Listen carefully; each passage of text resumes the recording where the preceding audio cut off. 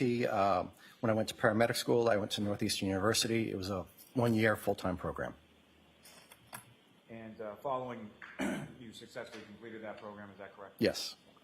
And is there any sort of continuing educational component or recertification component in regard to your paramedic certification? Yeah, every 2 years, paramedics have to recertify. We're required to get so many hours of continuing education to recertify every 2 years. If I could turn your attention to the date of January 28th, 2022 into January 29th, 2022. Were you working with the Canton Fire Department on that day? Yes. And what kind of shift were you working on that occasion, if you recall? It was a 24-hour shift. And 24-hour shift within the Canton Fire Department is what to what? It's 8 a.m. to 8 a.m. the next day. Now, turning your attention to the 29th, at what point do you sort of get up and start to begin your day at the fire station? So a normal day, sorry, was that my beginning of the shift you're talking about, or the end of the shift? Okay, so the second part of the shift. Normally we get up at 6 for the officers, but I got up a little earlier then because we had the snowstorm coming in. So I had to make sure everything was shoveled. I think I got up about maybe 5, check the apron of the area in front of the station, and make sure the walkways were clear. And when you got up to check that, what, if anything, did you? It had been snowing. There was blizzard-type conditions coming in. So it was a decent level of snowfall there. Let's see, maybe 2-3 inches on the ground at that time. And as far as with reference to that, what, if anything, did you do to? I think we can move quickly through this part of it.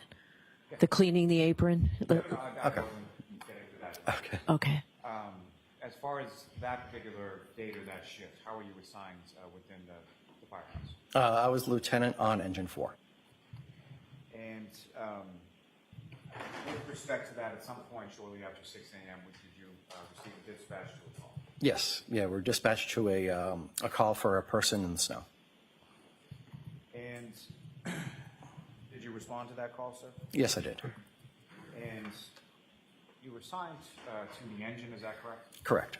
Who, if anyone else, was assigned to the engine that day with you on that shift? So we had Caden McLaughlin and Frank Walsh were my 2 engine crew. And in addition to yourself and your engine, what, if Yep. any other sort of vehicles or apparatuses responded? Ambulance 1 also responded with us. So that was Tony Flamati, Matt Kelly, and Tim Nuttall had also hopped on the ambulance. He was coming in for the shift in the morning, came in early to beat the storm. And do you recall where the call was in regards to what the address was? I don't remember the address offhand, but it was not that far away in the district. And when you arrived in the engine, when you first arrived on scene, as you were arriving on scene, what, if anything, did you sort of see as upon your arrival? So the police were already there. We were approaching the scene. I could see several people off to the side in the yard doing something, so we went to investigate that. When you say off to the side, was that to your left, your right, or something? So the way I was approaching the street, it was on the left-hand side. And when you indicate you see some group of people, is that correct? Yeah, there was a few people around. I don't remember exactly how many or what they were doing. And when you start to make your way over there, what, if any, when you arrive on scene, Yep. what is sort of the first thing that you do? So we went to evaluate the patient. I believe someone had started CPR prior to us getting there, so we went to continue that. When you say someone had started CPR prior to you? I don't remember the particular individual that was doing it as we arrived. My only question, sir, so it's someone outside of your department, correct? Yeah. And do you know if it was one of the police officers or someone else? I don't remember.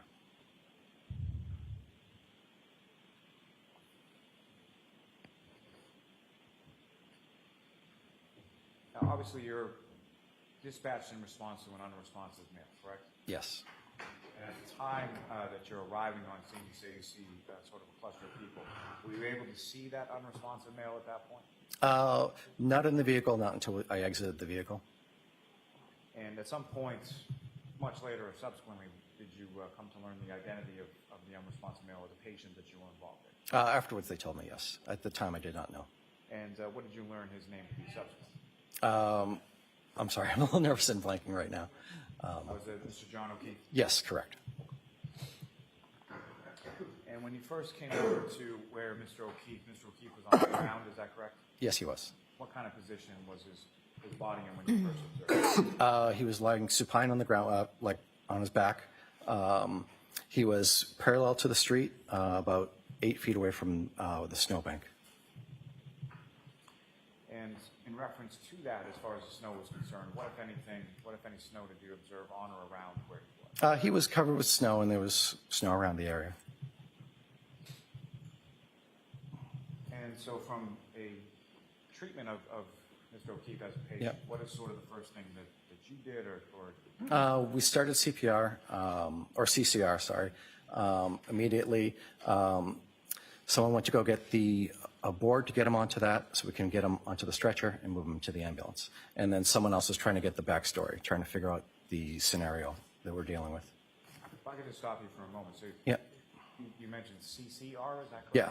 Okay, so what is the difference between CCR versus CPR? CPR is cardiopulmonary resuscitation, so that is when you're helping someone breathe. CCR is when we first get to a scene. They changed the protocols a little while ago, so we don't have to give respirations right away. We can just do compressions. It's a little more effective to get the blood flowing quickly. Thank you. So as far as your involvement in patient care, sort of what Yeah. was that during that initial phase where Mr. O'Keefe is supine on the ground? What was your involvement in patient care at that point? I was assisting with the CPR, making sure everyone else was doing their task. As a lieutenant, I kind of got to manage the other people and make sure everyone's on target for what they're supposed to be doing. And during that initial time that you're outside in the area where Mr. O'Keefe is on the ground, what, if any, observations did you make as far as injuries to Mr. O'Keefe at that time? Outside on the ground, he was covered in snow, so we're really not doing any sort of secondary survey initially. The primary concern is the primary survey, which is airway, breathing, circulation. He was not breathing. He had no pulse, so our primary concern is to get that going.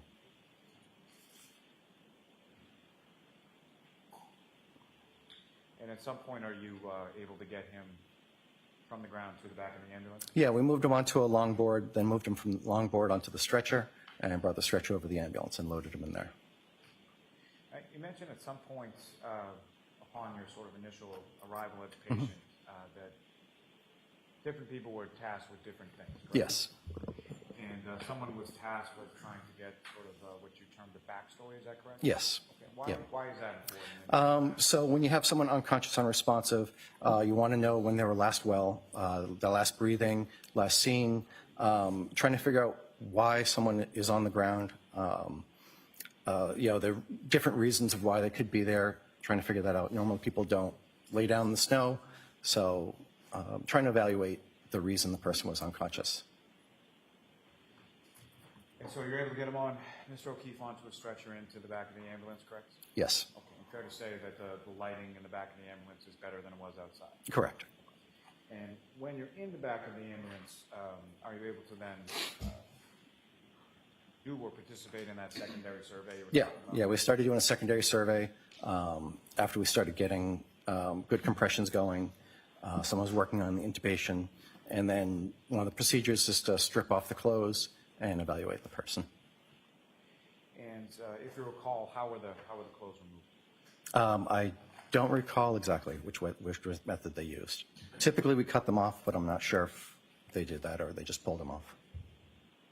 And what, if anything, do you recall as to Mr. O'Keefe's clothing and sort of what he was wearing when he was found? I really wasn't paying attention to it. The primary concern is trying to revive him. So to that secondary survey, as far as once you're in the back of the ambulance, what, if anything, did you observe as far as injuries on Mr. O'Keefe at that? He had a hematoma, or a bruising. The right eye was very prominent. There was some scratches on the right forearm. Was most of the external injuries we noted. And now, in addition, so as far as people on scene, there were a number of different firefighters from your Yes. department. And you mentioned that the police were on scene when you arrived, is that correct? Correct. So beyond the police and fire, what, if any, other individuals did you observe at some point when you were on scene? There was some other civilians there. I really wasn't paying attention to them.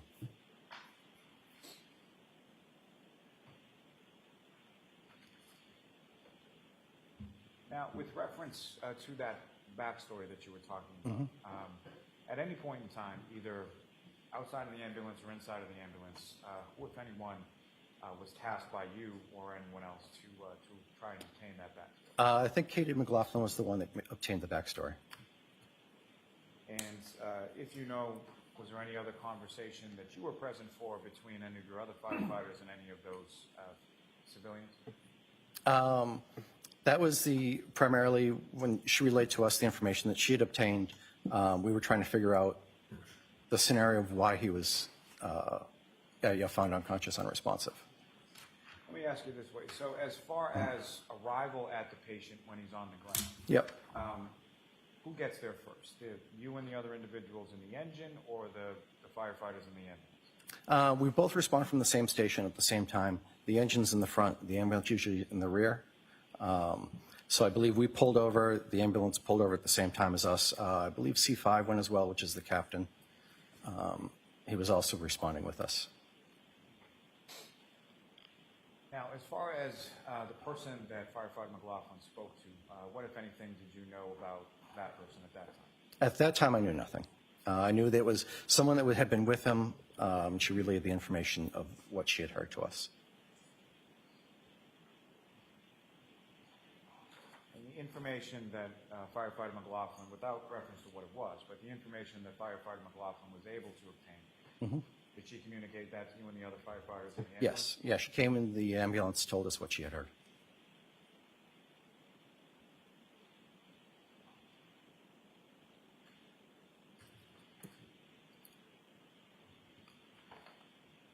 As far as the information that Firefighter McLaughlin provided, did that comport with what you were observing as far as injuries to Mr. O'Keefe? Objection. Sustained. You can lay a foundation if. Now, as far as, again, the injuries that you observed to Mr. O'Keefe in the back of the ambulance were what? It was the bruising of the right eye and the scratches on the forearm. And what, if anything, did Firefighter McLaughlin indicate to you had been told to her? That someone said she had hit him, and he was last seen. Objection. Move to strike. Sustained. That will be stricken. May we approach on? Okay.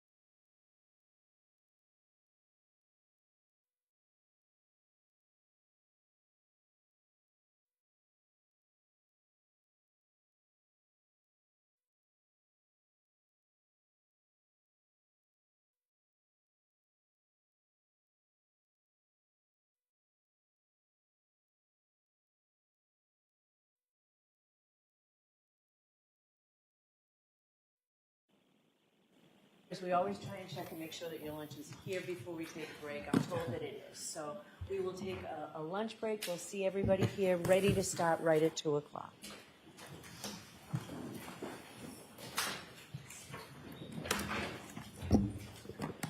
Rise for the jury.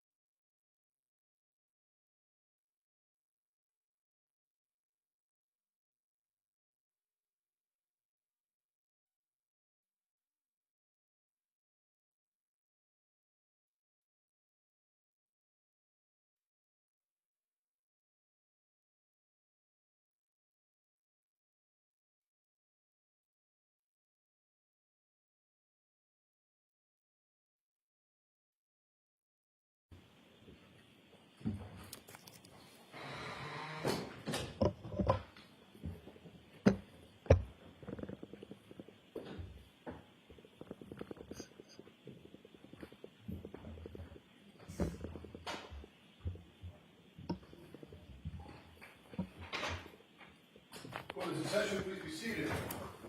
All right. Why don't we get the lieutenant back up here? Thank you.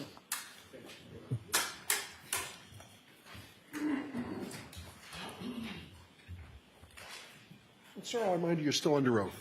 Okay.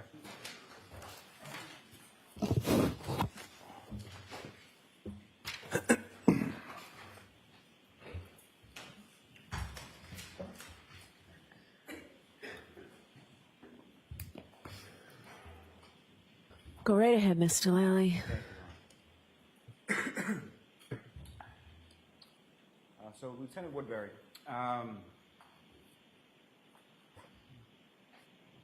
turning your attention back to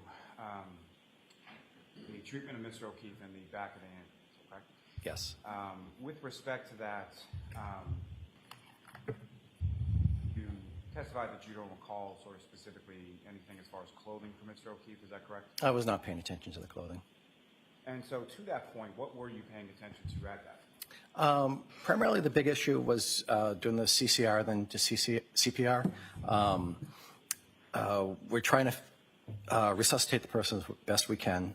We know with the hypothermic patient, it's very difficult. It's a longer treatment protocol than a typical cardiac arrest because we have to do the CPR for an extended period of time. We have to get the patient warmed up. So the clothing is just quickly removed versus examined or looked at. And the focus was on getting compressions done. Someone was trying to intubate, getting a line started. So that's what we're mainly focused on. And as far as treatment is concerned, what, if any, sort of interplay or intersection is there between a cardiac arrest and a hypothermic patient? When someone's hypothermic and in a cardiac arrest, we can't declare them dead or passed on until they've been warmed up. A lot of times with hypothermic patients, they can appear to be dead when they're still actually alive. So there has been instances where people have woken up in morgues that were hypothermic when their body warmed up a little bit. So we have to be very cautious, very careful about, treating them as much as we can, as careful as we can. We can't shake them too much, can't move them too much. So it's getting the blood circulating and then starting ventilating after a few minutes. Back to the CCR, the chest compression Yep. that you're talking about. What, if any, sort of, based on your training and experience, what, if any, sort of protocols are, well, let me ask you this. Were you doing chest compressions throughout the entirety of this interaction with the patient? No, chest compressions, most people do it for about 2 minutes. After 2 minutes, it's very tiring to do chest compressions, so we swap off every few minutes. So a different person will come in and do the compressions. They'll do it for a little while, go into a different task. Someone else will come in and do compressions. Is that sort of the protocol that you followed in this instance with Yes. regard to Mr. O'Keefe? Yes, we were rotating her person doing compressions. And the ambulance at some point leaves the scene and goes to a hospital, is that correct? Correct. And do you know what hospital Mr. O'Keefe? Good Samaritan Medical Center. If you could just wait till Yeah. Sorry, I'm sorry. the question is. Yeah. Good Samaritan Medical Center.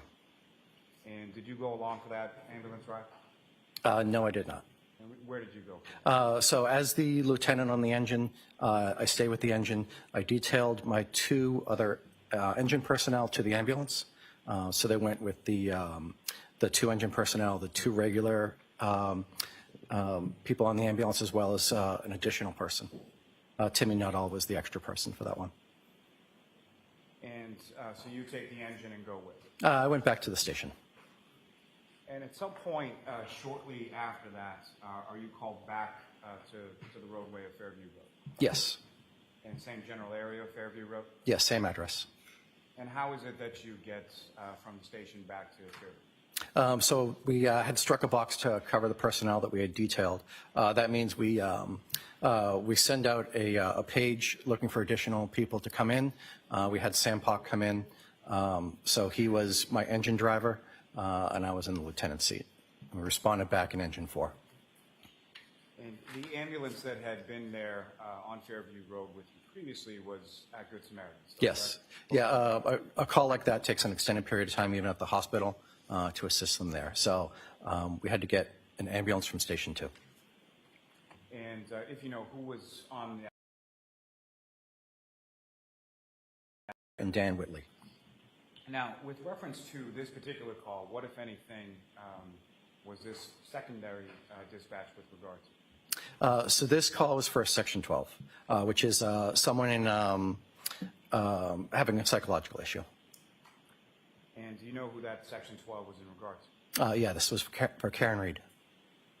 And at some point, you go back to the scene along with the engine and the second ambulance from Station 2? Yeah, so the engine got there first. The ambulance coming from the other station, so it was a couple extra minutes before they got there. And when you arrived, who, if anyone else, is sort of on scene on Fairview Road at that point? The police were still on scene. They had never left. So initially it was me, Sam Pock, and the police. So I went up to try to get the backstory of why we're doing a Section 12 and what was going on. And at some point, well, when you first arrived, without regard to what was said to you, but who, if anyone, do you speak with to sort of try to gain this information or backstory? When I got onto the scene, I talked to the police that was there. Who'd you talk to, sir? The police officer who was Police there? officer, yes. Sorry. And do you recall specifically who that police officer was? Did you I really did not pay attention to the individual officer. And at some point, do you have a conversation, or what, if any, conversation do you have with the patient, in this case, the defendant, Ms. Reed? So it was when we identified Karen Reed as the patient, the ambulance arrived shortly after. We started talking to her and trying to get her into the ambulance to talk to her further. And just to be clear for the records, when you say Ms. Reed, do you see her in the courtroom today? Yes, she's right over there. That's a record to reflect identification of the defendant by the witness? Yes. Thank you. Now, with respect to the defendant, Ms. Reed, where is she sort of when you first make contact with her on scene when you come back? In the general vicinity of where the police cars are. And what is sort of the purpose of this initial conversation that you're having with Ms. Reed? For Section 12, that's when someone's made threats to them, harm themselves or others. So I just had to judge her mental ability at the time and see if she was a threat to us and how much of a threat she was to herself. So just a quick evaluation, see how her behavior was. And what, if any, observations did you make of her during your quick conversation? She appeared very distraught, very upset. Initially just trying to explain the situation to her about going to the hospital with the Section 12, and she was resistant to that. And so when you say she was resistant to that, what if anything, did she say or do to? She did not want to go. Hold on. You cannot talk over each other, the objection's overruled. Yeah. Okay. Please go ahead, sir. So what was the question again, please? Yeah. So what, if anything, when you say she was resistant, what, if anything, did she communicate to you, or observations did you make in regard to that? She did not want to go to the hospital, and she didn't think she needed any assistance. And what, if anything, are you sort of, you mentioned you were explaining sort of the process to her. What, if anything, are you saying in that explanation? Well, once a Section 12 gets written, it's written by the police. Once it's written, we are required to transport to the hospital. Section 12 means that they believe you're a threat to yourself or others, so you have to get evaluated at the hospital by the hospital staff there to see how mentally stable you are. Now, at this time of this conversation, what, if anything, did you know as far as the relationship between Ms. Reed and the prior patient, Mr. O'Keefe? I knew they had a relationship. I wasn't sure if they were married or engaged or what their status was, but I knew she was did have a strong relationship with him. And in reference to Mr. O'Keefe, during your conversation with Ms. Reed, what, if anything, was she asking or saying in reference to Mr. O'Keefe? She kept repeating, "Is he dead? Is he dead?" She seemed very concerned about that. We're trying to explain to her that we cannot declare him dead. He's being evaluated. He's being treated. They're trying to treat him the best they can. And as far as when she's stating these things to you, is this, as far as the sort of tonality of her voice while she's saying these things to you, can you describe that? She was very up and down. It was a repetitive conversation with her. She's obviously experiencing a lot of different emotions, so just her emotional state was all over the place. And as far as this sort of second time that you're on scene, about how long period of time are we talking about? That was about between 15 and 20 minutes.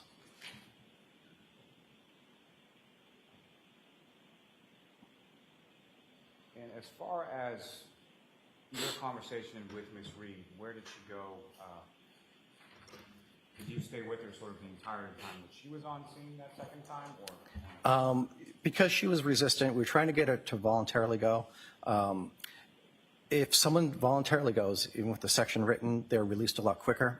So we're trying to convince her to go, be willing to go with us versus being forced. If at some point we have to actually force her to go against her will, then it's going to be a much longer hospital stay. So our main goal with staying on the scene so long was to try to get her willingly to go. It just makes her experience much better. And just to be clear, when you say we, who specifically are you from? It was me, Dan Whitley, Jason Becker were the ones talking to her in the back of the ambulance. When you clear, sort of when you leave the scene, where is Miss Reed at that point? So the ambulance transported her to the Good Samaritan. We also detailed Sam Park as the driver. So the gentleman who had driven, or the firefighter that had driven you in the engine to the scene that Yep. drives the ambulance away. Yes, Would correct. you say his name again, please? Sam Park. Sam what? Sam Park. Spell it, please, the last name? P-O-C-H is the last name. Oh, okay, thank you.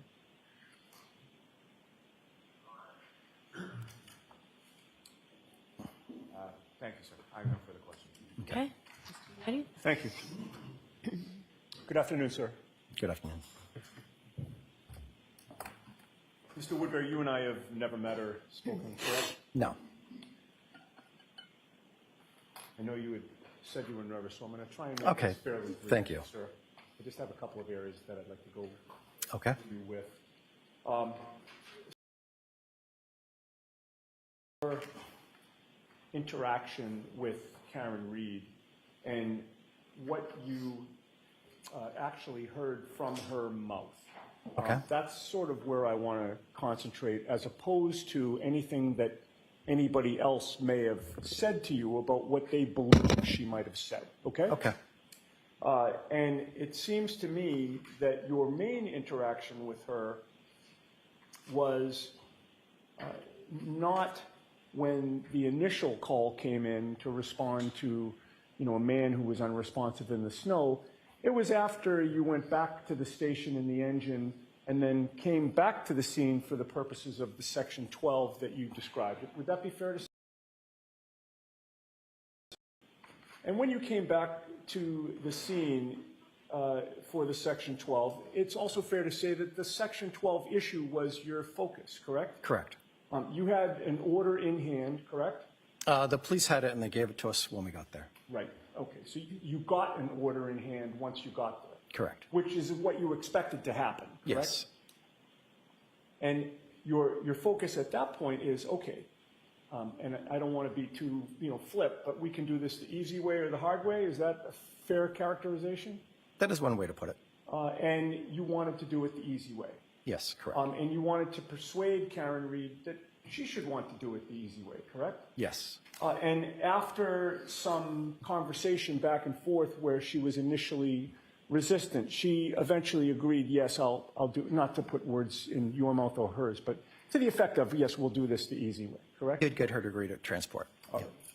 And with regard to her state of mind, I believe you had testified that she appeared to be very distraught, Yes, correct. going through a lot of emotions, Yes. grief-stricken, Oh, that's one of them, yes. hysterical at times, Yes. raising her voice at times, Yes. crying at times. I didn't see any actual tears, but yeah, that type of emotional display. All right. And so in terms of the only commentary that you heard with regard to her feelings or questions regarding John O'Keefe, it was the statements that you heard repetitively over and over and over again. Is he dead? Is he dead? Is he dead? Is he dead? That was some of the things she was saying, yes. And, Your Honor, may we approach sidebar briefly? Okay.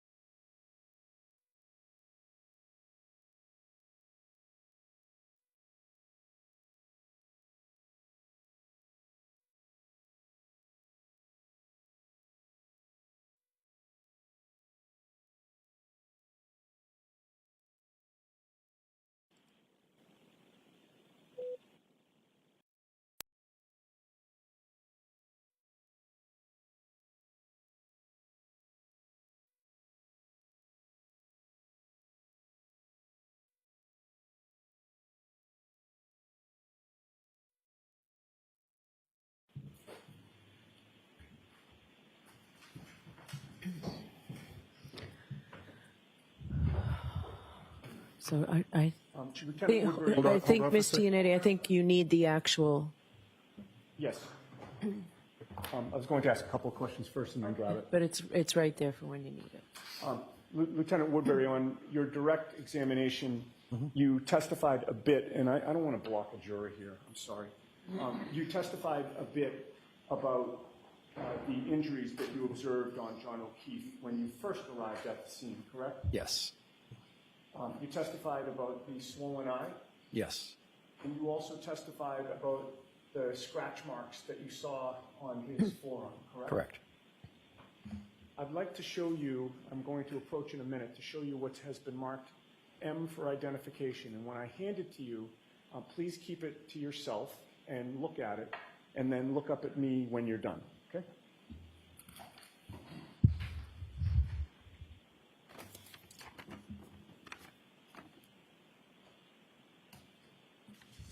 Having reviewed M for identification, do you recognize what that depicts? Yes. What does it depict? That is Mr. O'Keefe's right arm. All right. Does that photograph appear to be a fair and accurate representation of the scratch marks that you observed on January 29th of 2022, sir? Yes. I would offer that, Your Honor. Okay.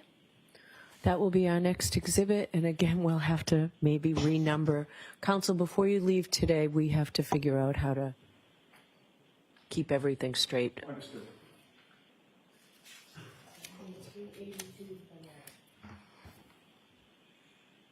And with the court's permission, Your Honor, may I have that published on the screen for the jury?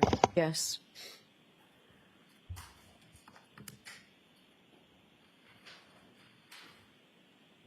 Now, on direct examination, Lieutenant, hang on, let me just have a moment. Oh, good point.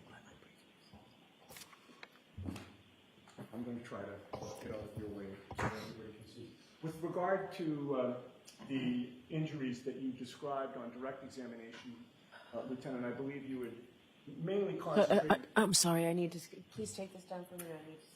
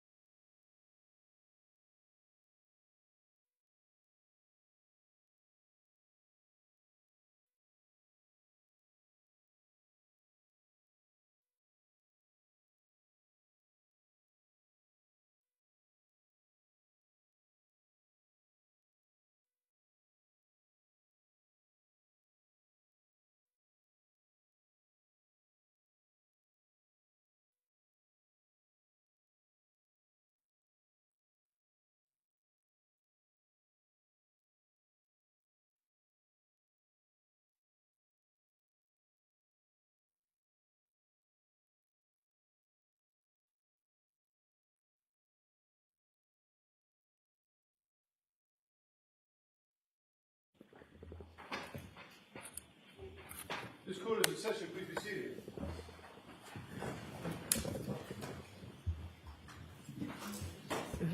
So jurors, I can assure you that by Monday, I mean, we're in really good shape. It's an organizational situation that I have to deal with. So we've been dealing with that. We appreciate your patience, and we are in good shape. And Ms. Gianetti, if you need the exhibit, it's here.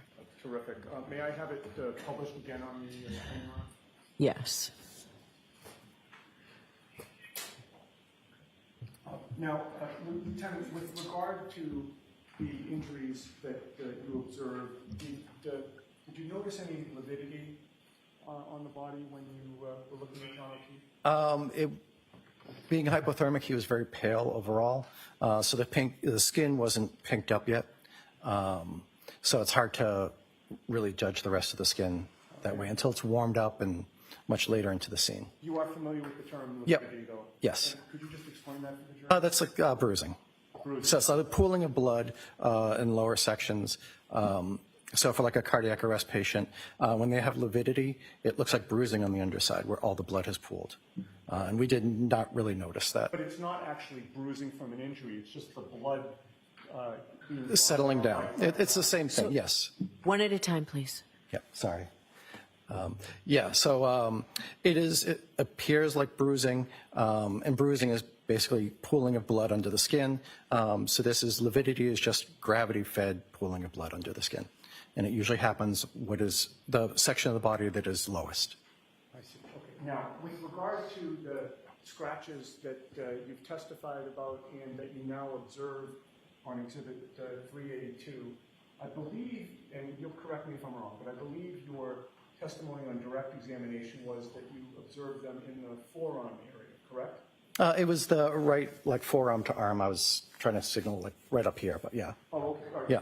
I guess that's my point. Yeah. It wasn't just on the Just, not just, it was the arm area. You know, mostly what I noticed was forearm, but there was some around there. Okay, so Yeah. it wasn't just below the It elbow? wasn't up just below the elbow. There was some above the Yes. elbow as well? Yep, That's consistent with Exhibit 382? correct. I'm just have a moment, Your Honor. Yes. No further questions. Mr. Lally, anything further? No, Your Honor. All right, Lieutenant, thank you very much. So you're all thank you. set.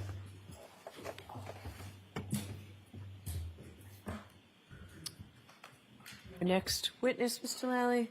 Yes, Your Honor. The Commonwealth would call Mr. Daniel Whitley to the stand.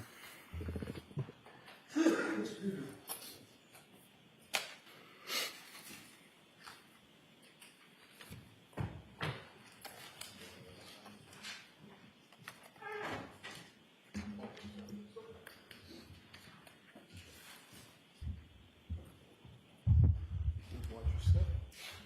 Mr. Clerk, and raise your right hand, please.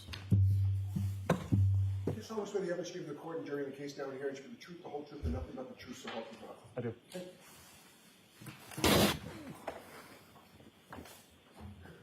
Good afternoon, sir. Good afternoon. Whenever you're ready, Mr. Lally. Thank you, Your Honor. Good afternoon, sir. Good afternoon. Could you please state your name and spell your last name for the jury? Daniel Whitley, Whitley. And what do you do for work, sir? I'm a paramedic firefighter with the Town of Canton Fire Department. And how long have you been a member of the Canton Fire Department? I was hired in March of '06. And prior to that work with the Canton Fire Department, did you work within that same field in any other capacity for any other company? Yes, correct. I worked for American Medical Response out of Brockton as an EMT intermediate and a paramedic for 5 years. And you're a certified paramedic, is that correct? Correct. And how long have you held that certification? It was, I believe, November of 2006 that I got that certification. And is there any sort of continuing educational component or recertification process that's involved with being a certified paramedic? Yes, we recertify every 2 years. We're required to hold basic life support card, which is just generally CPR, and advanced cardiac life support, which is ACLS. It's more dealing with EKGs and how to run resuscitations, cardiac arrests, things of that nature. Now, sir, if I could turn your attention to January 28th into January 29th of 2022, were you working with the Canton Fire Department on those dates? Yes. What kind of shift were you working on that? 24-hour shift, 8 a.m. to 8 a.m. And where were you assigned on that particular date? The Ponkbog Station, Station 2.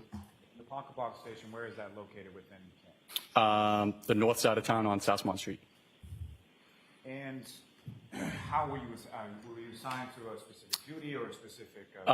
Yes, I was assigned to Ambulance 2 with Jason Becker. As I was a field training officer at that point, and he was just finishing up his field training after he recently became certified as a paramedic. And now, at some point shortly after 6 a.m., were you aware of a call or dispatch in regard to Station House 1? Yes, we had just returned from a previous call about 5 a.m. and heard the tones go off. Actually, we were in the day room, which is where basically it's the living room of a fire station. And we heard the tones go off. We heard the police going to Fairview Road. And we just kind of sat and were wondering what was going on there. Now, you yourself, you and firefighter Becker, were you dispatched to a call as well, approximately 6:41 or 6:42 a.m.? Yes. And at the time that you received that dispatch, what, if anything, were you aware of with regard to the prior call that the other ambulance went? So when the tones go off between the two stations, we're able to hear what the dispatch complaint is, what they're going for, and it came in as, I believe, CPR in progress in the snow or something to that regard. So we knew that it was a fairly serious call that Station 1 had gone to.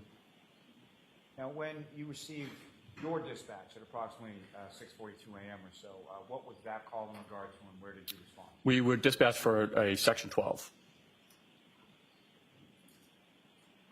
And as far as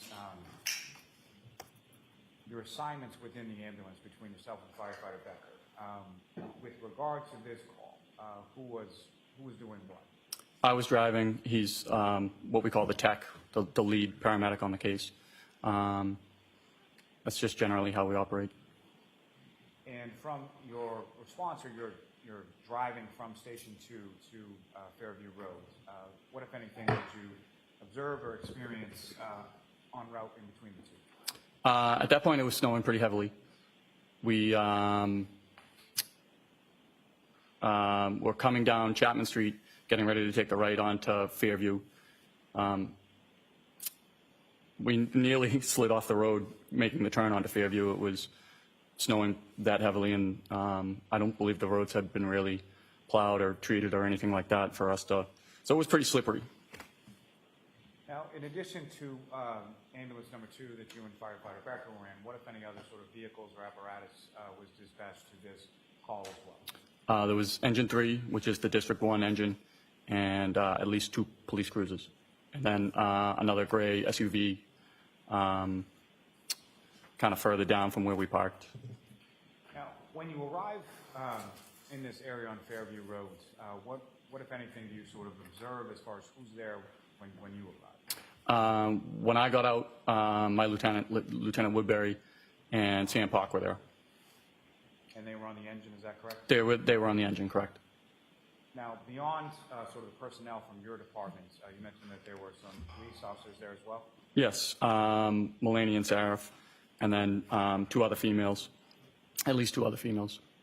And the other 2 females, where were they when you first sort of get out of the ambulance? A few yards ahead of us, a few dozen yards ahead of us, I'd say. And were there any other vehicles beyond sort of first responders that you observed on? Just that other gray SUV. And so I guess my question is, where were the 2 females that you observed in relation to the gray SUV? Near it, maybe in front of, maybe one was inside. There were 3 females there. And at some point while you're on scene, you learned the identity of your patient, correct? Yes, And what was the name of the patient? Karen Reed. And you had some conversation with Karen Reed that day, is that correct? Yes, And do you see Karen Reed in the courtroom today? I do. Could you just describe as to where she's seated or an article of clothing that she's wearing? She's seated right at that table right there. I'm sorry, if you could just point as to where she is. Right here? No, just as record reflect identification. Okay? Now, when you first sort of arrive on scene, who, if anyone, is the first person that you talk to? Lieutenant Woodbury and Sam Pock. And following that conversation, who, if anyone, you speak to? Probably briefly Lieutenant Mullaney, but more, not Lieutenant, Officer Mullaney and Officer Saraf. Now, following your conversation, well, let me ask you this sort of in general terms. When you respond to a call for a Section 12, what is sort of the protocol that you go through in regard to that? Whether it's a Section 12 or any call, basically, the lead tech generally takes over immediate patient care, goes over, assesses. Usually the partner will go over and try and find out background details, try and find not only, well, especially for a Section 12, you want to get, the tech will get, which is Jason's role, the patient story, and then I'll get everyone else's story.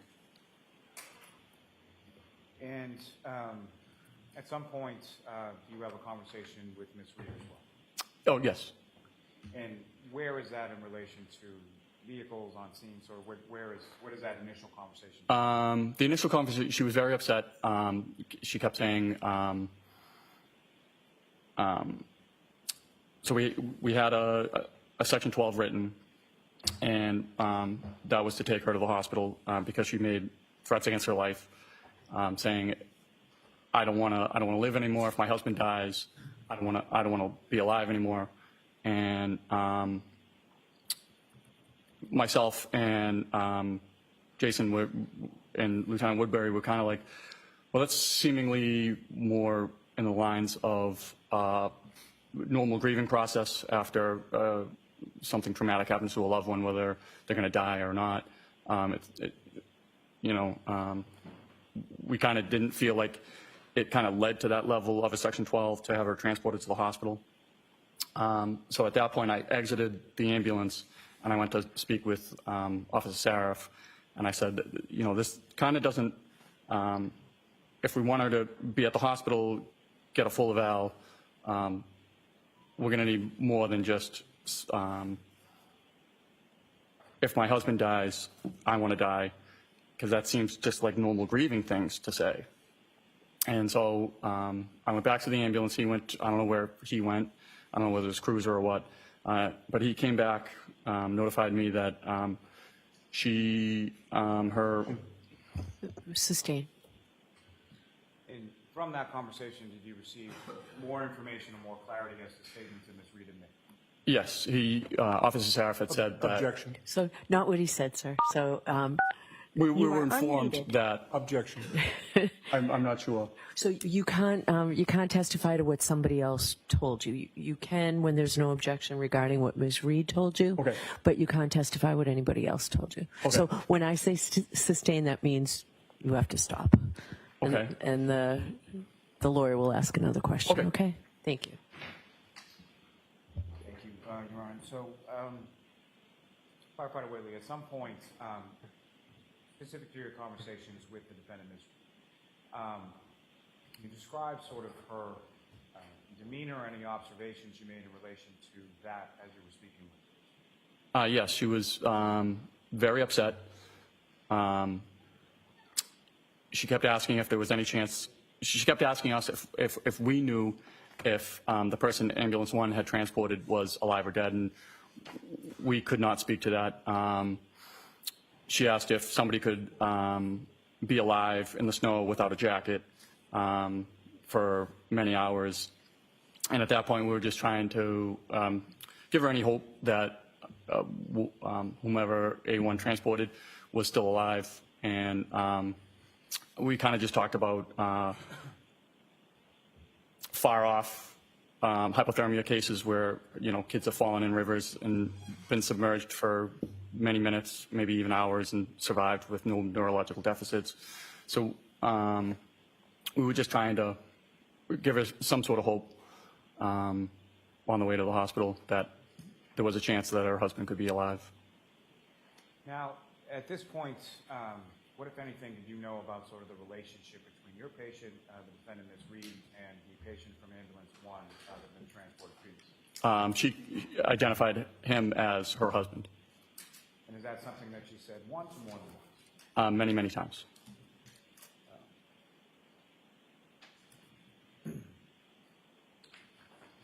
Now, she asked you some questions about his status and made specific reference to his clothing. Is that correct?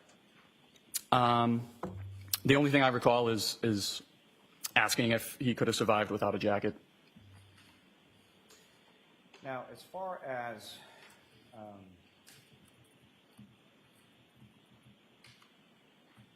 these conversations that you had with Ms. Reed, where did they occur in relation to the ambulance? They were in the back of the ambulance. And who, if anyone, was present in the back of the ambulance beyond yourself and the defendant? Jason Becker. And with reference to, you mentioned that firefighter Becker was sort of the lead paramedic or the lead tech on this, is that correct? Yes. So is there, from sort of his role and your role, what are some of the sort of differences in the duties and responsibilities in relation, we'll call it? So for any Section 12, our department policy is there will be 2 EMTs, paramedics, firefighters with during transport at all times. That's both for our safety and the patient safety. So that's why it wasn't just 2 EMTs or paramedics driving to the hospital. I was in back with Jason, and Sam Park was driving. Now, as far as you testified earlier about observations of her being upset or distraught, is that correct? Correct. Was that consistent throughout your interaction with her, or? No. There would be episodes where she would go from crying in her hands to all of a sudden perking up. She was crying about having to take care of kids, saying she couldn't do it. And I was saying, you can do this. It's not as hard as it seems. She kept saying, I can't take care of these kids. They're not my kids, and they're not his kids. That's when I figured out who Ambulance 1 transported. And I was saying, well, it seems like you have a good, strong support system. People who came and helped you in a blizzard to help come find your husband. She said, she asked me if I knew Carrie Roberts. I said I did. She said anybody who knows Carrie Roberts wouldn't say those things. And that kind of took me aback a bit. It seemed strange to say something like that after you were just crying because your husband was dead. Take you back just within. I was just kind of surprised. If I could take you back within that just for a minute. So you had testified that during that, her description, you sort of realized who was the patient in Ambulance 1, is that correct? Yes. And what, if anything, made you realize, or who did you think it was? I live in and grew up in the Ponkbog neighborhood of Canton, and Mr. O'Keefe was known for taking on his niece and nephew after, I'm not sure positive of the relationship, but I believe it was his sister and his brother-in-law passed away, and it was something people admired him for, people looked up to him for. But I was able to, I moved into the Ponkbog neighborhood back after living outside of Canton for a few years. The O'Keefes lived diagonally across from me. I never had any sort of interaction with him or anything.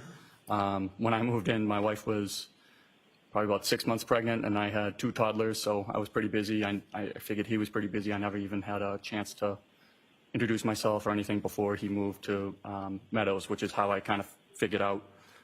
Your Honor, I object to this line of questioning. Okay, next, sustain. Next question. Now, you had also mentioned during your conversation with the defendant that she had said some things about Carrie Roberts, correct? Correct.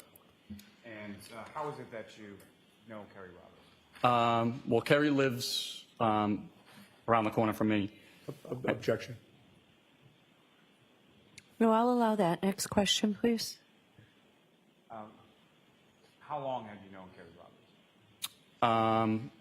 Just from moving back into the neighborhood, she would run the neighborhood block party, and she put out that she would like the fire truck there on the neighborhood Facebook page, so I volunteered to bring the fire truck to the neighborhood block party. And was Ms. Roberts seen on Fairview when you arrived in your ambulance? Yes, So she was one of the other females along with the defendant. correct. Now, with reference to when you brought up as far as support system, and included Ms. Roberts within that, what, if anything, did the defendant say about Ms. Roberts? Objection. Sustain. Next question, please.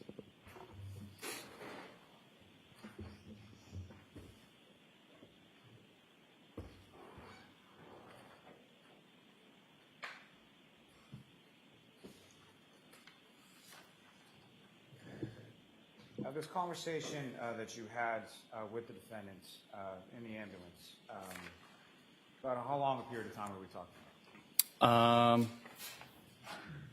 20, 25 minutes.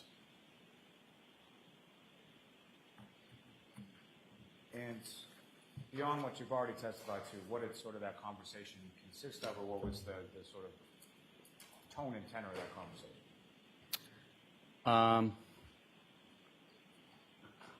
Again, we were just trying to give her any support. She was, once we were getting closer to the hospital, we Objection. So the tone and tenor. So what can you tell us about that? That's admissible, Mr. Yannetti. Go ahead. the tone, she would go from being almost despondent to when she asked me if I knew Carrie Roberts, the only tone I can use to describe it is snarky. Objection. Move to strike. I'll strike that.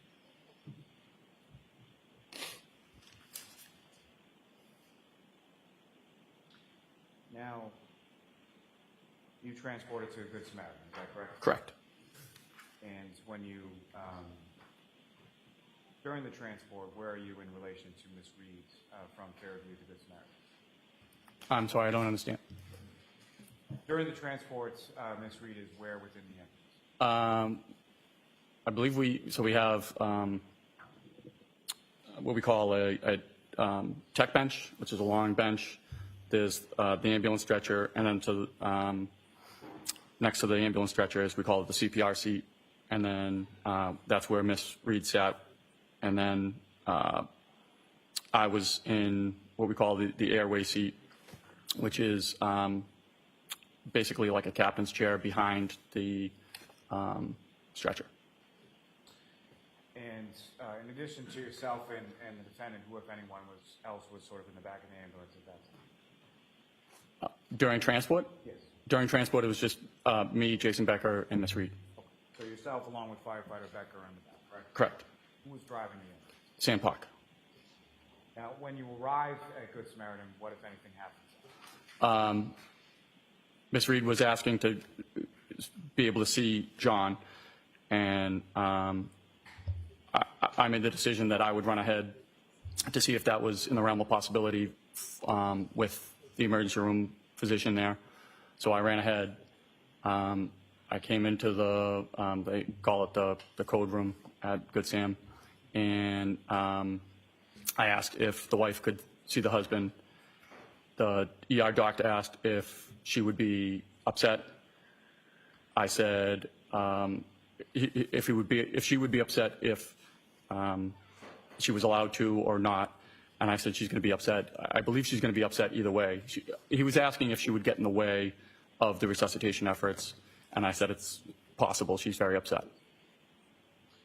And so, once you arrive at the hospital with the patient, where do you go along with Ms. Reed? We escorted her down to we call it the psych hall or the behavioral hall at Good Sam. And about how long was it after you escorted her into the hospital that you stayed with her following that? At least 10 minutes. And during those 10 minutes, how would you describe sort of her behavior or demeanor during that time? Objection. No, he can testify to that. He was giving the nurses a hard time about, I'm sorry, she was giving the nurses a hard time about having to get into a Johnny, about having to submit a urine sample. Even the AR text went to the physician who was in the code room to see if she could not have to wear a Johnny, and the ER doc said no, if she's in the psych hall, she's a psych patient, needs to be in a Johnny.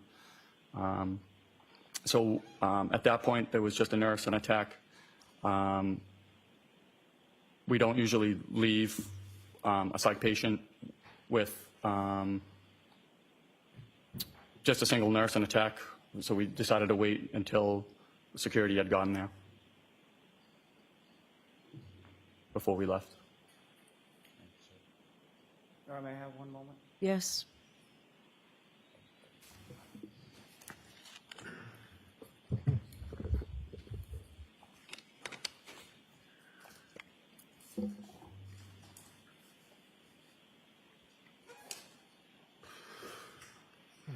Nothing further at this time, Your Honor. Thank you. All right, Ms. Giannetti. Thank you. Good afternoon, sir. Good afternoon.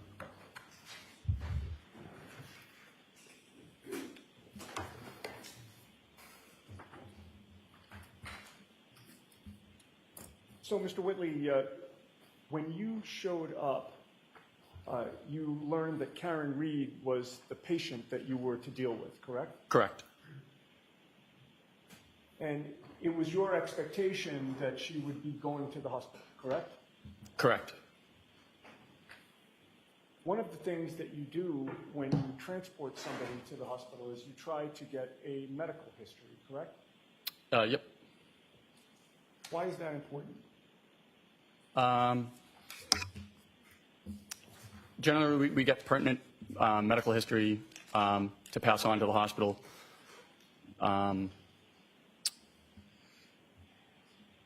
So if something were to happen where the patient wasn't able to describe their past medical history, it gets passed on to the next caregiver, which would be the nurses, doctors at the hospital. Okay. More information is always better than less information, correct? I would say so. And with regard to Ms. Reed, did you take a medical history from her? I assume Jason did. Okay. Did you learn the results of that medical history? You'd have to refer to Jason's report. I may have a moment, Your Honor. Yes.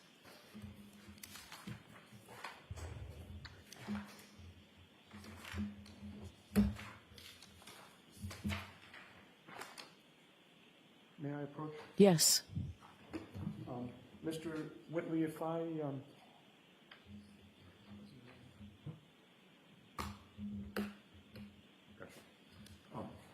I'm actually going to show you two documents with your permission. One would be Jason's report. Okay. And you talk about Jason Becker, correct? Correct.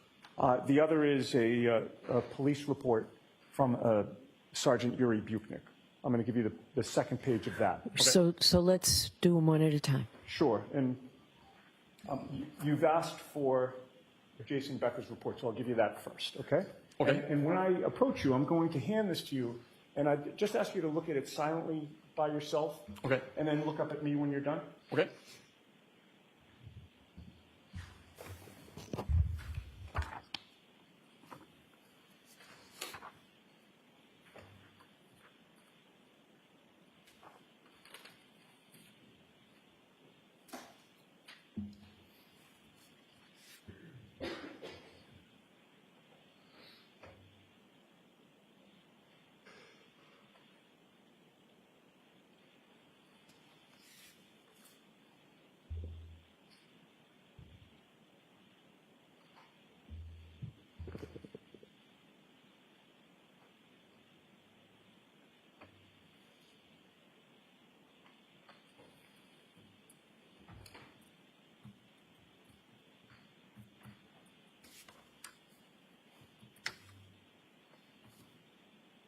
going to collect that from you, if you don't mind.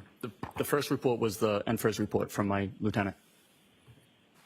Was Jason Becker's report included in it Yes. as well? Yep.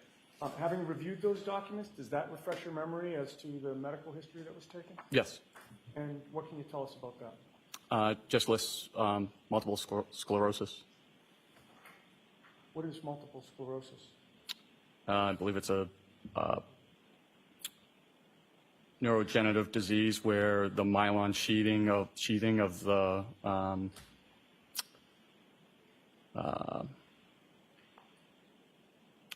trying to think of the word here, but I don't mean to put you on the spot. no, I understand. I'm sure you do. It's a disease. It's a disease that's progressive and has neurological muscle control things involved with it.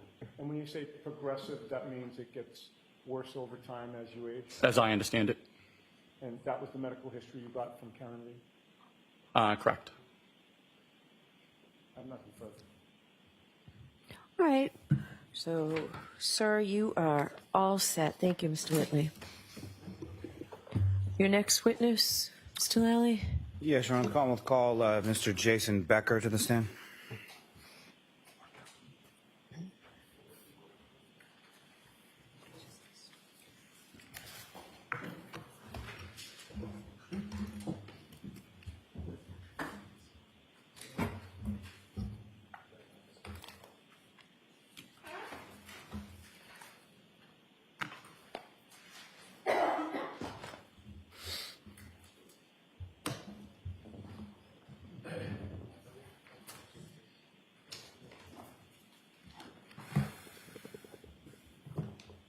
Please watch your step. Face that clerk and raise your right hand. Do you solemnly swear the honest to give the court and jury in the case now hearing should be the truth, the whole truth, and nothing but the truth, so help you God? I do. Thank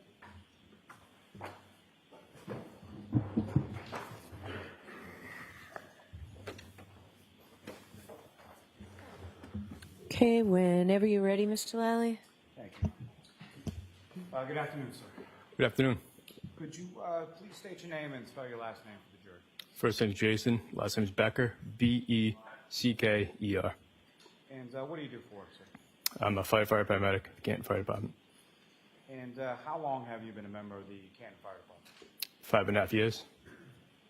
And prior to that, what, if any, other employment did you have sort of within that same field? I worked at Found Ambulance and South Shore Hospital. How long did you work at each of those respective positions? Found Ambulance was about 5 years. South Shore Hospital, approximately 3 years. And with regard to South Shore Hospital, what is it that you did there? I was a nursing assistant in the emergency room. And with regard to your work as a firefighter paramedic for the Canton Fire Department, you a certified paramedic? Yes. And when did you first receive that? And is that something that you receive, or when you receive that, is something that goes on in perpetuity, or is that something that you have a continuing educational component or recertification? It's con ed education. You do every 2 years, you have to recertify. Now, sir, if I could turn your attention to January 28th, 2022 into January 29th, 2022. Were you working on that occasion? I was. And where were you assigned, I'm sorry, what type of shift were you working on that occasion? What type of shift? Yes, like what hour to what hour? 8 a.m. to 8 a.m., 24 hours. So 8 a.m. on the 28th until 8 a.m. on the 29th. Correct. And where were you assigned on that day? I was at Canton Station 2, Ambulance 2. And who, if anyone else, was assigned with you to Ambulance 2 at Station 2 on that day? Daniel Whitley, firefighter Daniel Whitley. Now, at some point when you were working on the 29th, shortly for Station House number 1. Yes. And what, if anything, were you aware of as far as that earlier call?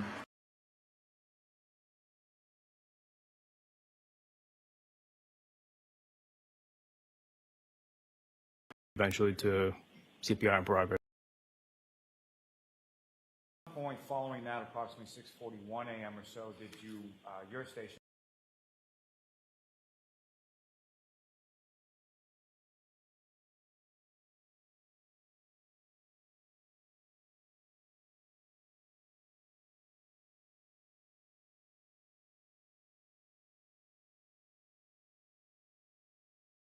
any other?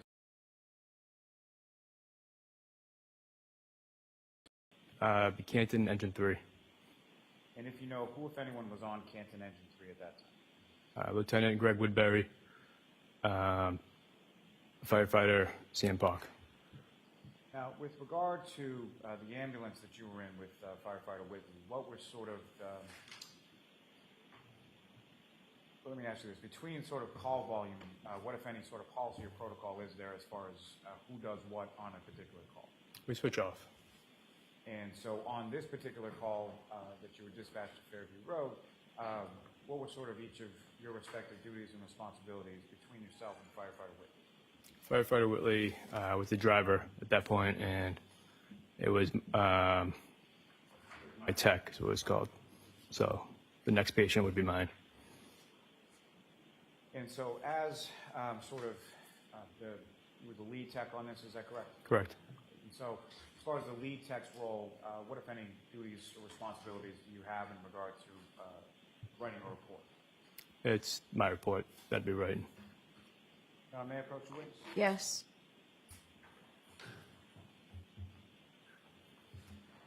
Tell me what document just asked you to review that, look up for me.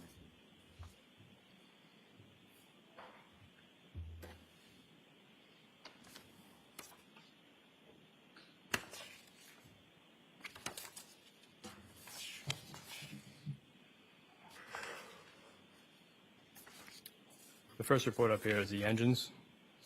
Second one would be mine. Do you recognize the first few pages of that as the engine's report and the last few are yours, correct? Correct. And that's your report with relation to this dispatch and this call, correct? Correct. May I approach again, Your Honor? Yes. I want the chief to introduce and admit as the next. So both reports through this witness? Is there any objection? May I just take a look at the DA's copy?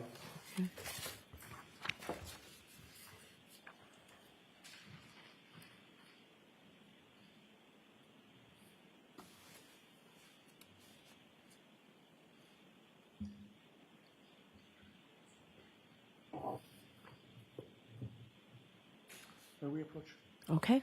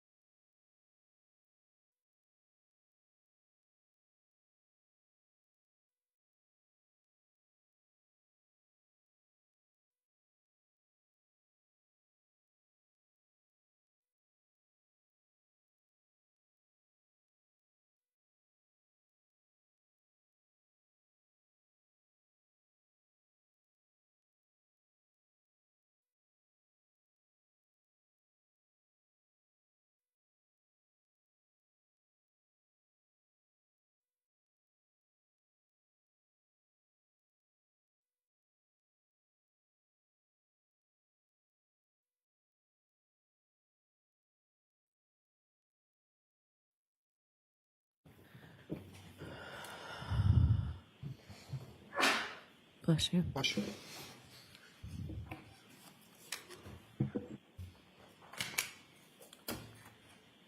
With that addendum, I would seek to introduce and admit that as the next exhibit. Okay.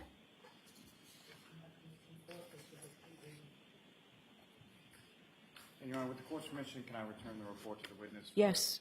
Yes, ma'am.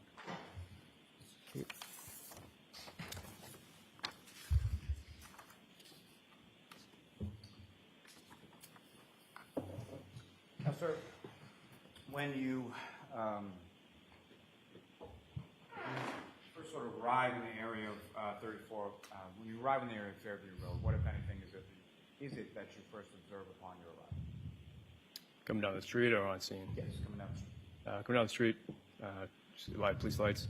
You can see the fire engine, and I believe I said it's one black SUV. And where is it that you and the ambulance sort of park in reference to those other vehicles that you see? I believe we parked. If the SUV was facing towards us, we parked to the left. I don't recall where the police cruiser was, though. And when you first arrive there, who, if anyone, is it that you first speak with when you get there? When we got out of the ambulance, I passed Officer Sarif and Officer Mullaney. They kind of briefed us, and then I walked over to the black SUV. And when you walk over to the black SUV, who is it that you observe in that black SUV? I saw two females. And of those two females, do you see one of them in the courtroom today? I do. Could you just identify as to where she's seated or an article of clothing that she's wearing? Right over there, the jacket on. That's the record reflect identification of the defendant by the Okay. Now, with respect to the defendant, Ms. Reed, where within the vehicle is she when you first come up to the vehicle and observe? When I remember, she was in the front passenger seat.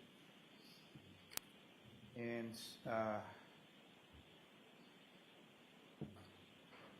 what, if any, knowledge did you have as far as the defendant, Ms. Reed, and her relationship to the earlier call that ambulance 1 had been dispatched with? Very little. I think we had gotten briefed that she was the wife of the previous patient. And was that something that she had stated or something that somebody else had stated? Where does that awareness come I from? believe it was one of the Canton police officers that said it. I'm sorry, what was that answer? It was one of the Canton police officers. Okay.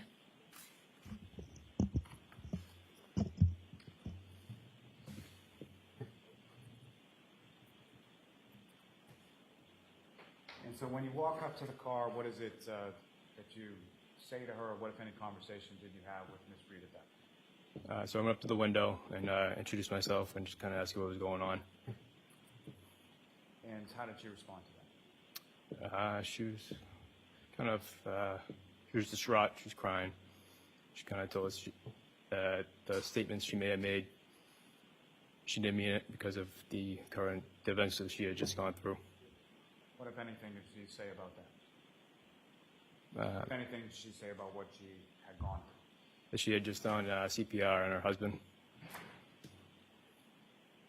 And so she referred to him as her husband as well? Yes. And this conversation that you had sort of at the side of the SUV, is that through the door, through the window? From what I recall, it was through the window. And at some point, does the conversation move to the ambulance? Correct. About how long was the conversation at the vehicle before the conversation shifted to the ambulance? 5 to 10 minutes. And as far as your dispatch for a psych or a section 12, correct? Correct. Can you explain to the jury sort of that process, just in general terms first, as far as what does that process entail? And when we get on scene Yes. for a section, Yes, please. we go on scene, we kind of look at the environment, see what the environment's like, see if the patient's cooperative, uncooperative, what their demeanor is, if there's any obvious self-harm. If there's none, we kind of go up and talk to them, get a rapport, and ask them some basic triage questions. And is that sort of the policy or the protocol or what you followed in this instance with Ms. Reed? Correct. Now, beyond what she had indicated to you initially, what, if anything, was she asking you during the course of your conversation with her once you were in the ambulance? She kept asking if he was dead or could he be dead. Is that something that she said once or more than once or something? More than once. And could you describe sort of the tone of her voice when she was saying? It was kind of like it was a rapid kind of pressured speech. She was just a lot repetitive. And as you were speaking with her, what, if any, observations did you make of her facial area? She had blood on her face and her neck and her chin. And so with regard to sort of any earlier relation to that. Events, seeing her husband dead, and she had no plan on acting on it. Now, to a Section 12 call, what, if anything, are you doing as far as documentation goes, respect to vital signs, things like that? Well, it depends on the situation.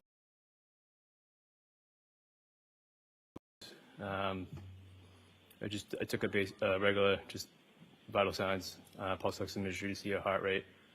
But for someone like a female psych patient, it's more verbal.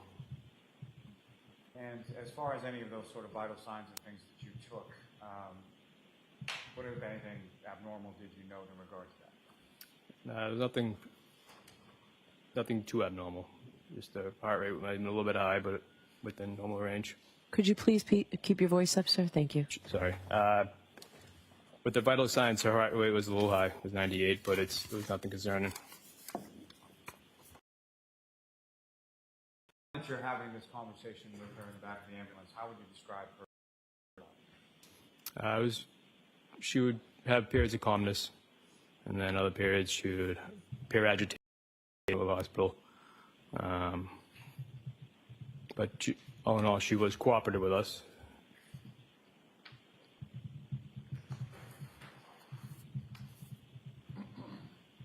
Now, at some point, she's cooperative, correct, and agrees to go? Eventually, yes. When you say eventually, was there some conversation related to that? We kind of mentioned to her basically what a Section 12 is. And unfortunately, she'd have to come with us voluntarily or involuntarily.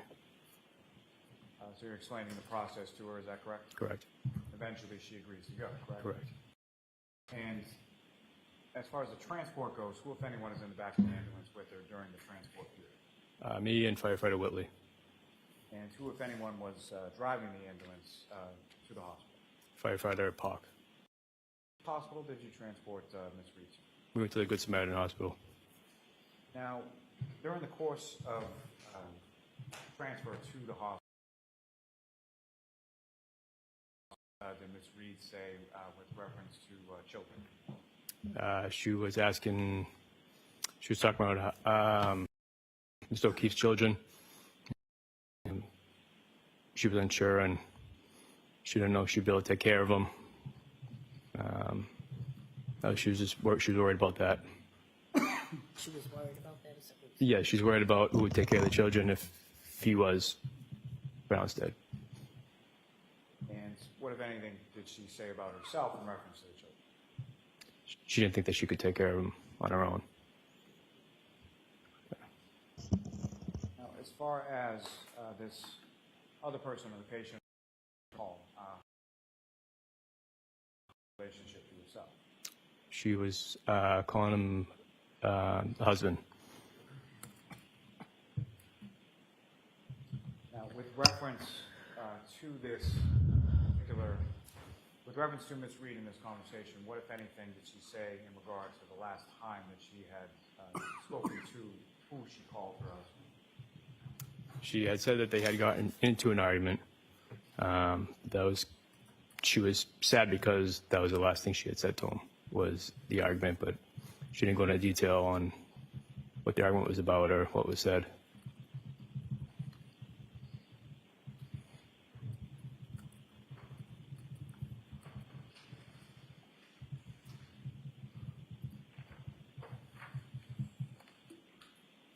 Now, with regard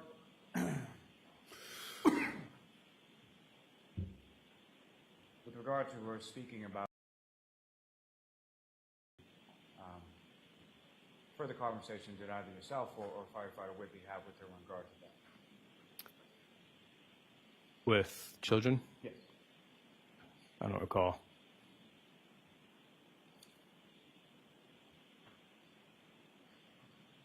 The other female party was initially with in the vehicle when you first arrived. Did you know who that was? I don't know who she was. And at any point in time, subsequent to that, did you learn who she was? I did. And who did you learn her to be? She was Miss Carrie Roberts. And with relation to your conversation with Ms. Reed on that day, January 29th, what, if anything, did she say about Ms. Roberts? Objection. Sustained.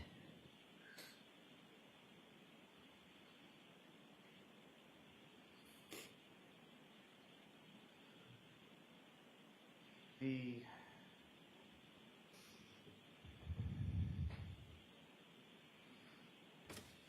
regard to the sort of medical questions that you were asked,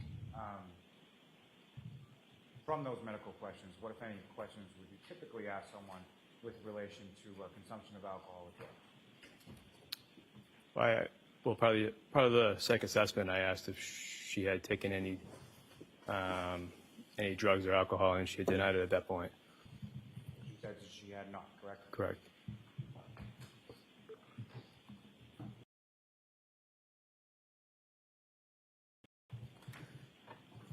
The observations that you testified to earlier in regard to her, and by her I mean Ms. Reed's demeanor, did that change at all during the course of your interaction with her, or was that consistent throughout? Demeanor, as in.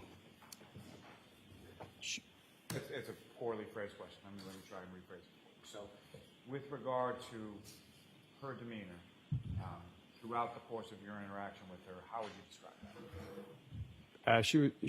She was cooperative.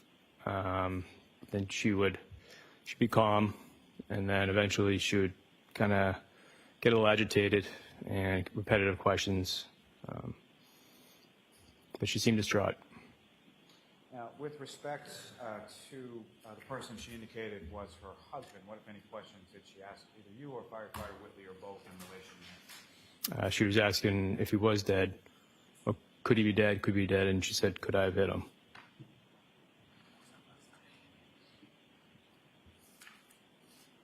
Was that something that she asked once or more than once? It wasn't a lot. It was more of, could he be dead, could he be dead? So somewhat repetitive, is that correct? Correct. Just one moment, Your Honor. Yes.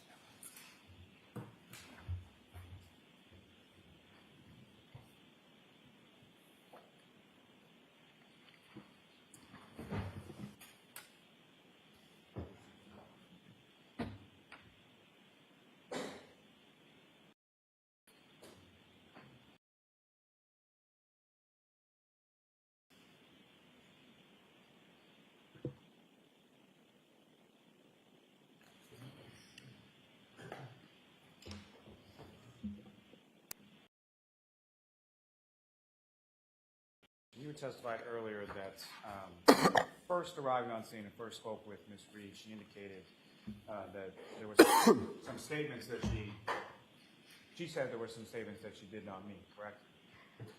Correct. Suicidal statements. And so, exactly. So my question is, that was in reference to the suicidal statements she had made prior to your arrival, correct? Correct.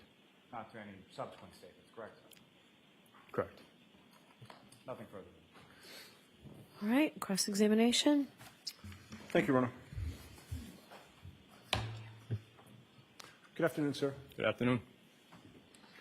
You and I have never met, right? I don't believe so. I wanted to go back to one piece of testimony that you offered on direct examination, if I may. Sure. You had, in response to a question from the prosecutor about the medical history and your question to Ms. Reed about whether she had had any alcohol to drink. I believe your answer today was she denied having drank alcohol the night before? At the time that she was, she could drink. I don't know if she drank alcohol the night before, but at that time I asked if she had any drugs or alcohol, and she said no. I'm sorry, if I just didn't hear Yeah, that. you need to keep your voice up, sir, or speak Okay. directly into Sorry. the microphone. So I asked her if she had any drugs or alcohol, and she said no. Oh, if she had any drugs. Well, or has she alcohol. taken any drugs or alcohol? She said no. Did you specify a time period? I just assumed it'd be in the last few hours for the reason why we were there. Oh, I see.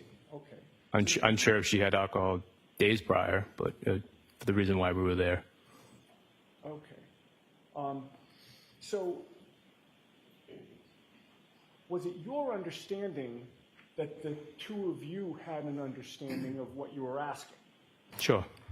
Objection, move to Yeah, strike. yeah. So the objection sustained. It's stricken. Ask the question differently, Ms. Giannetti. Thank you, Your Honor. All right, so I guess with regard to your intent and your state of mind when you were asking that question, you were asking, had you taken any drugs or alcohol within the last few hours? That's what you meant to ask? Objection. So the objection sustained. What did you specifically ask? So when I ask a patient if any drugs or alcohol, I'm talking about at that point in time. But an hour before, 2 hours before, not days before, weeks before. Okay. So- And this was at 6:40 in the morning, Correct. Did you smell any alcohol on her at that time? I did not. Okay. You would agree that she did tell you at some point that she had alcohol the night before, correct? No. All right. So this is now, what's today, May 3rd of 2024? Correct. And this happened back in January, on January 29th of 2022? Correct. You were interviewed by a Trooper Michael Proctor on February 14th of 2022. Do you recall that? I recall meeting with him, yes. And February 14th of 2022 would have been a little bit more than 2 weeks after January 29th of 2022, correct? Correct. Your memory of what Karen Reed told you about whether she had anything to drink the night before would have been much better on February 14th of 2022 when you were talking to Trooper Michael Proctor than it would be today, correct? Correct. Because your memory doesn't get better over time, correct? Certain circumstances, sure. All right. And with regard to whether Karen had indicated that she took any drugs, you told Trooper Proctor she said that she had not, correct? Correct. With regard to whether she had had alcohol the night before, you told Trooper Proctor on February 14th of 2022 that she did consume alcohol last night, correct? Objection, Your Honor. All right, I'm going to see a sidebar on this. Please bring that with you, please.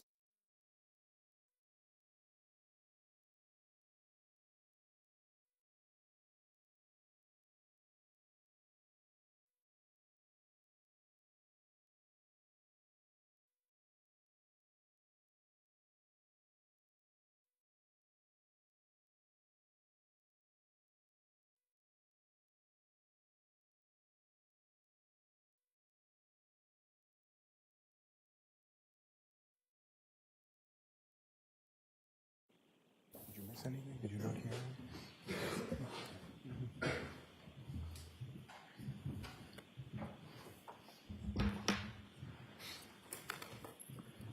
With your permission, I'll repeat the question. Sure.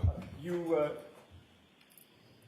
told Trooper Proctor on February 14th of 2022 that Karen had told you that she did consume alcohol the previous night, correct?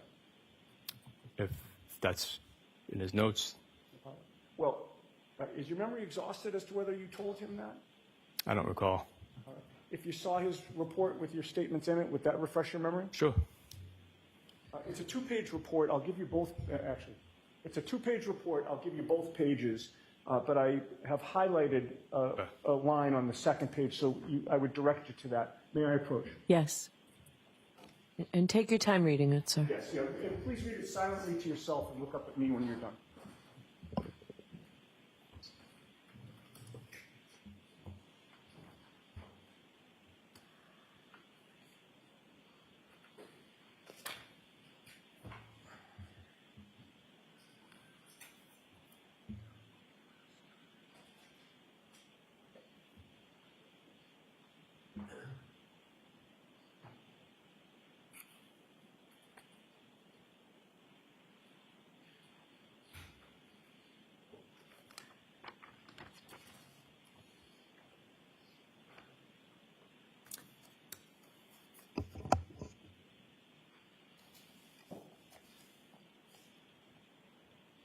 So I did say. So, Mr. Becker, a couple of things.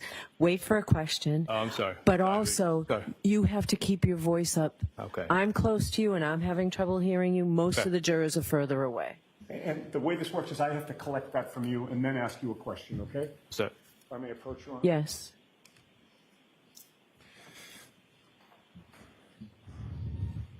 Having reviewed that document, does that refresh your memory as to whether or not Karen Reed, or strike that?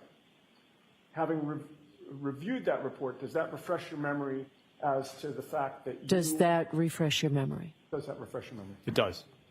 Okay. And so did you tell Trooper Proctor on February 14th that Karen Reed had told you on January 29th that she had consumed alcohol the night before that? Sure. Yes. Okay.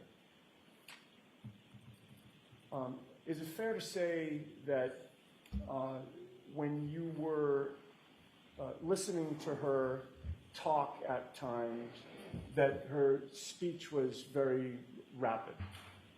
Correct. And particularly when she had said the words, you know, is he dead, is he dead, she would repeat it repetitively, correct? Correct. And she was fixated on that, correct? Correct. And with regard to the last interaction that she spoke about with whom you thought she said her husband, she didn't give you any detail about that, correct? She did not. You don't know whether it was an in-person communication? That wasn't my position to ask more details about that. Oh, and I'm not criticizing you, sir. I'm just trying to get to what your knowledge was in terms of Right. information you got from her. So she didn't specify that it was an in-person communication, correct? No, She didn't specify as to whether it was a phone conversation? she did not.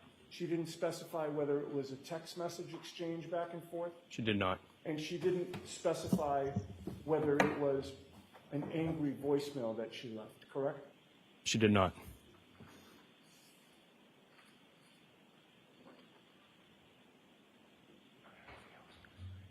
No further questions. Thank you.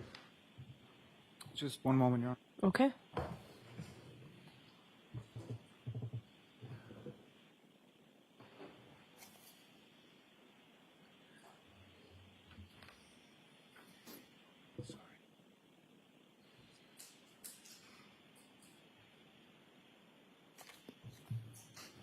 I have nothing further for this witness, Your Honor. All right. All right, Mr. Becker, or Firefighter Becker, you are all set, sir. Thank you very much. Sorry about that. That's okay. Thank you. Yes, you can leave that right where it is. Thank you, sir.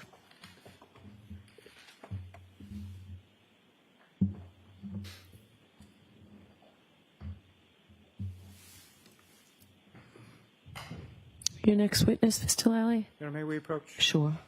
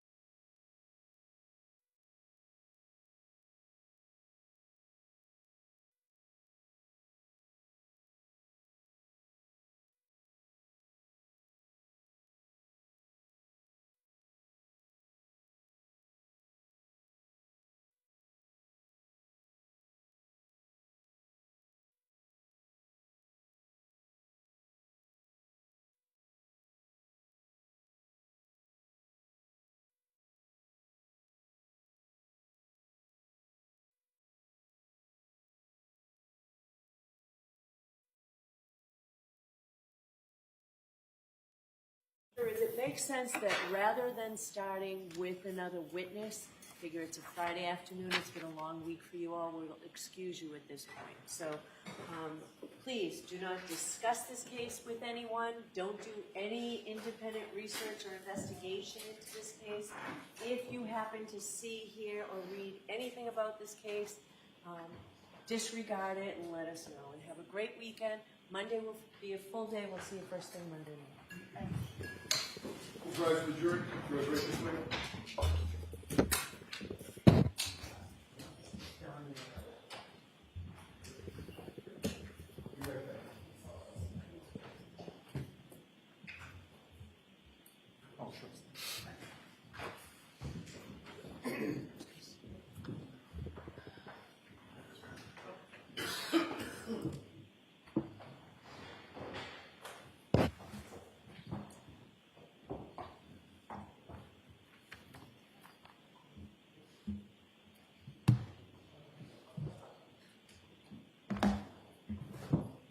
May be seated.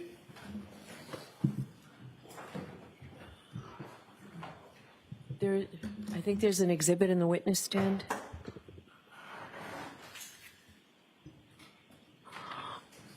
All right, because I've decided that it makes more sense to do exhibits the old-fashioned way because it's simply not working out.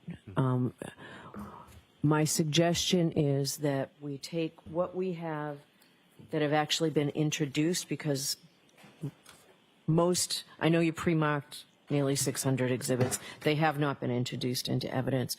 So we have numbers 1, 2, 3, 4, 7, 8, 9, 14, 18, and there are additional that are in the 300s and 200s. So what I would like to do is take all of these, and I know Madam Court Reporter has been great about sticking around all late during the week to pre-mark things. This is more important to me that we get the record straight from this point.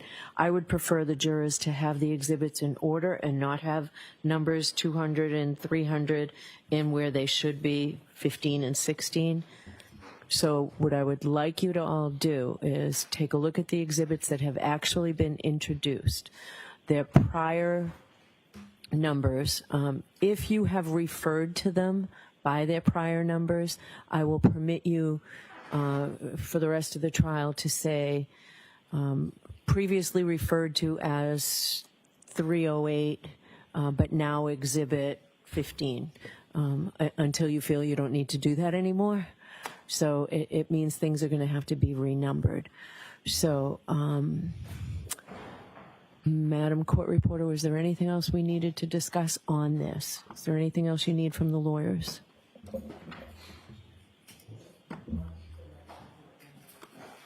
Okay.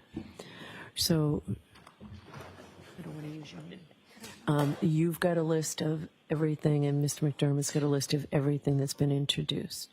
Do you need me to do this, or is this something you can all do with Madam Court Reporter? And I want to come out and make sure it's right. All right, so why don't you all take 10 minutes to see if you can work this through. I'll come out at the end of 10 minutes, see what you have, and we'll make sure the record's straight.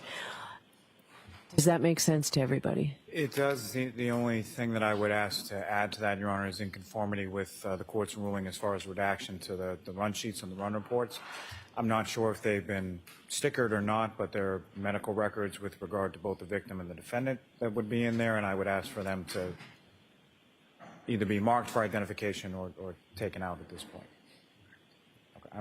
Ms. McLaughlin indicated they haven't been marked yet, so I would just ask to sort of retrieve. All right, so that's sort of the second point. I assume there are many pages of medical records, and one of the things I told you this morning is if records are going to be introduced subject to redactions, those redactions have to be done before they're introduced. It's going to take some time. So you have to be, if you're not in agreement, then you need to tell me what you're not in agreement over, and I'll have to decide it, but they need to be redacted beforehand. Just because this is a long trial, I don't want it to take any longer than it necessarily has to be. And we have to make sure all of the exhibits are in order, especially if they do end up numbering in the hundreds. So, all right, so you factor that into your schedule. We've got many days that we won't be in session. It seems like a good use of council's time to redact records and talk. If you need additional time and we need to cut into the evidence, I'd prefer not to, but I need to know. All right. So I have received from the Commonwealth all of the videos that I requested. I received a flash drive today. When can I get the videos? I thought I was clear yesterday. Apparently I wasn't. So when can I get all of the videos that the defendants intend to introduce? I had hoped to look at them over the weekend.